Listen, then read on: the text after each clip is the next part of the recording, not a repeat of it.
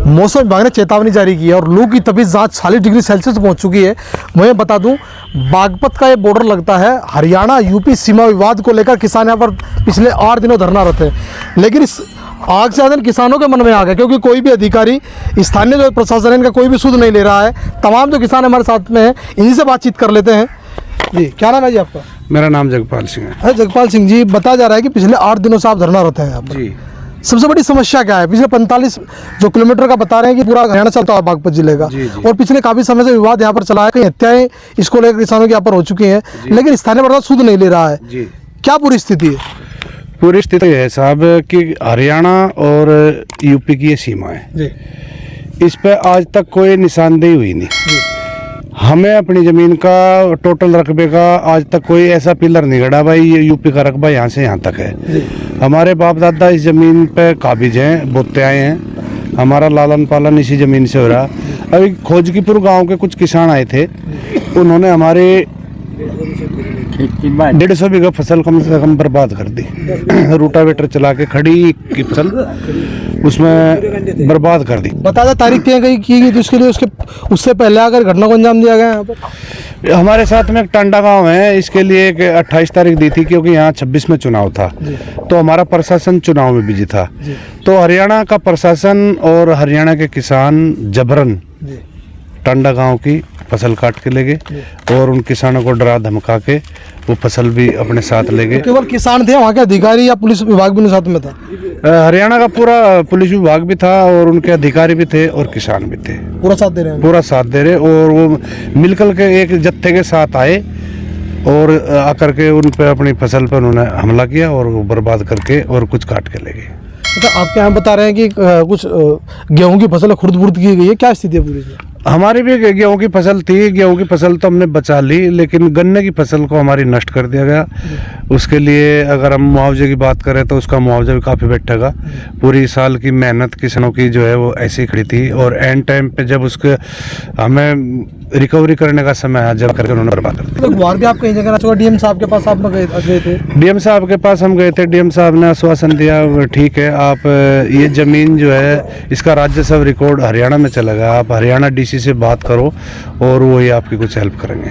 स्थानीय प्रशासन कोई मदद नहीं कर रहा है? स्थानीय प्रशासन, हमें पुलिस की मदद है और अपने जो है एसपी साहब से बात हुई थी, उनकी मदद है, अपने इंस्पेक्टर साहब है कुलदीप सरोही, इनका बहुत सहयोग मिल रहा हमें।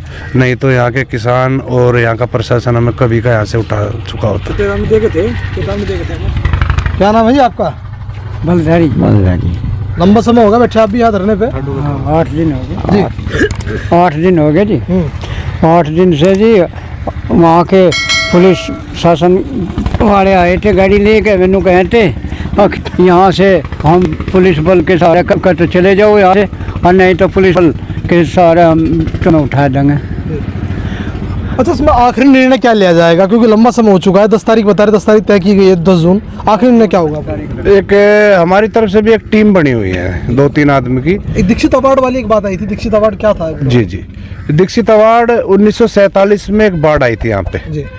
उस बाढ़ ने पूरी फसल को और पूरी जमीन को तहस नहस कर दिया था जी।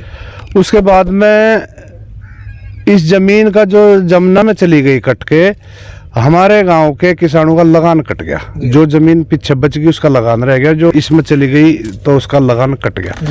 तो ये पूरी की पूरी जमीन वहां से लेकर के पूरा परले छोर तक, हरियाणा छोर तक पूरी जमीन को एक कमेटी बनी, उमा शंकर दीक्षित थे पंडित जी, इस दीक्षित वार्ड की उपाधि दे दी गई इस जमीन को। तो इस दीक्षित वार्ड में हमारी 207 हेक्टेयर जमीन है। 207 हेक्टेयर जमीन पे कुछ पे हरियाणा वाले का भी है, कुछ पे हम है।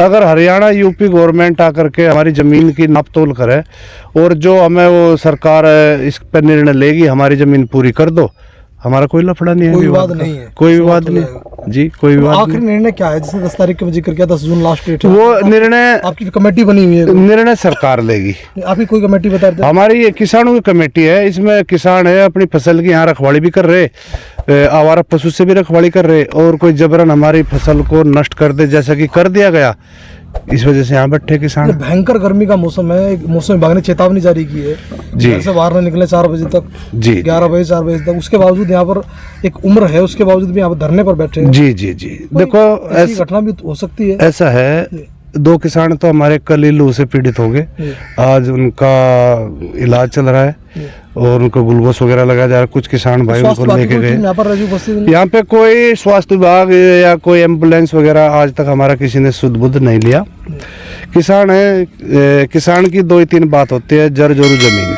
अगर बात इन पे आ जाए तो हम मर मिटने के लिए बिल्कुल तैयार हो जाते हैं। जब हमारे पास हमारी जमीन ही नहीं रहेगी तो हमारे जीवन का फिर कोई महत्व नहीं रहेगा। जबरन हमारी जमीन कोई छीनेगा, हम उसको छीनने नहीं देंगे।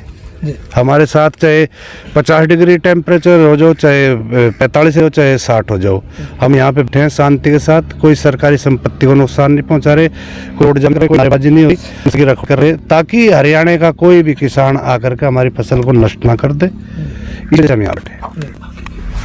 आगे रणनीति क्या है आप लोगों की? रणनीति यही है, जो सरकार ने दिया